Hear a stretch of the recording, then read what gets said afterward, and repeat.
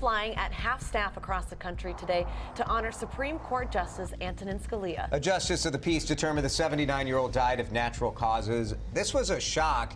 He was in Texas on a hunting trip. Died in his sleep. President Barack Obama says he will nominate a successor. But the Senate Majority Leader, Mitch McConnell, says the vacancy should be filled once a new president is in office. Mitch McConnell, of course, a Republican. The Republicans control the Senate. It is the president's job to appoint a Supreme Court justice when there's an opening, but this is very rare that this would happen during the last year of a presidency, Allie. Yeah, but when you look at history overall, the last president who didn't even appoint a Supreme Court justice was Jimmy Carter.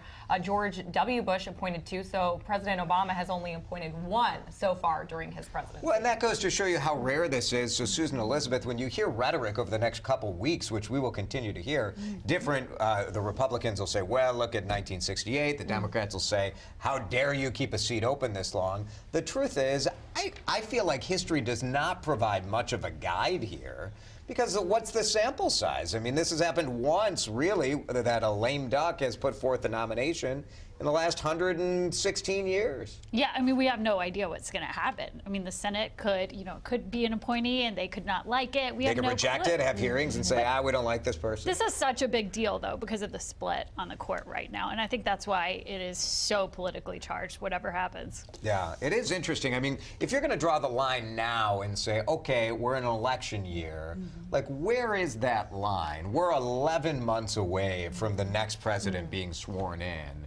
What do you say? Like, well, if you have 2.5 years left, like, you can't appoint anyone? It seems I don't know what that line would be, but it would seem, I think, very odd. I mean, almost a year of having someone not there. But, you know, it's that point that we now have 4 and 4 on the Democratic and Republican side. If this had been a Democrat, this would have been a very different thing. I think that it would have been something that would have gone through very quickly with President Obama, but this is not going to be resolved anytime soon. Yeah, and who knows what it would have been if the roles were reversed, right? If we had a Republican president and a Democratic Senate, they may well have be going down this same road. And we've seen rhetoric like this in the past. Well, yeah, Chuck Schumer said back in July of 2007, quote, no George Bush nominee to the Supreme Court should be approved except under extraordinary circumstances.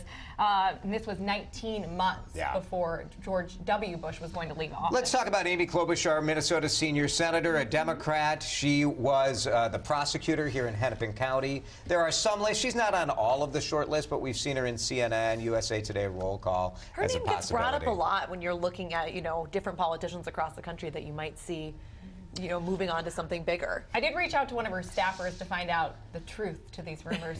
She didn't get back with me, though. Yeah, she's not the best way to go. Well, if people want to talk about me. You know, I also have no comments on the rumors that I may be a candidate as well. Oh, okay. I can't comment. Sure. No comment.